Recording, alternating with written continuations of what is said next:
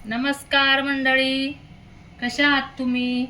बरंच असणार पांडुरंगाच्या कृपेने. आम्ही पण बरा आहे. आज गुढीपाडव्याचं सगळे यूट्यूब मंडळींना हार्दिक हार्दिक शुभेच्छा. हे बघा, तुम्हाला मी 20 दिवसाच्या अगोदर हे तुळस लावले होते.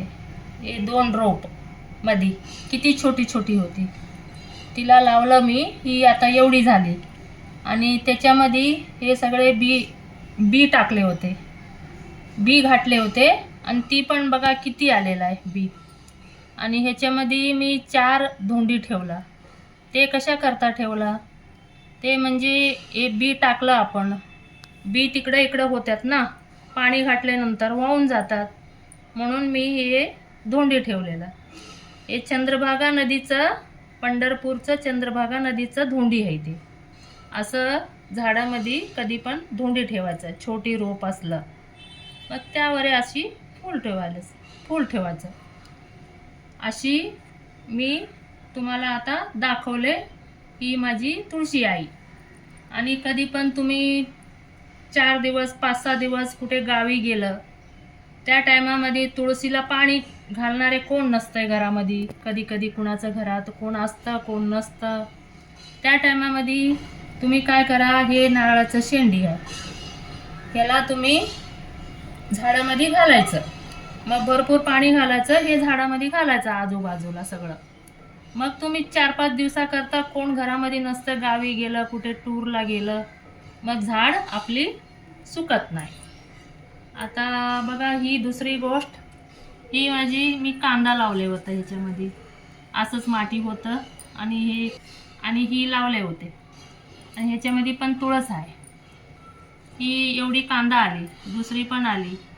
आता मी मार्केटातून भाजी आणते ना, ते भाजीतून माती निघतं थोडं थोडं. ते माती घातलं, त्याच्यामध्ये पालकचं बी पडलं होतं वाटतं. हे लावलेली नाही आम्ही. एवढी पालक आली, पहिला एवढं मोठं मोठं पान पुरा भरलं होतं, ते काढले मी, परत आली. अशी मी तुम्हाला तुळशीचं रोपचं बारीमध्ये सांगितलं. आणि कधी पण तुळशीला कुठचं पण दिशाला ठेवा तुम्ही, पण तुळस कधी अशुभ नसती.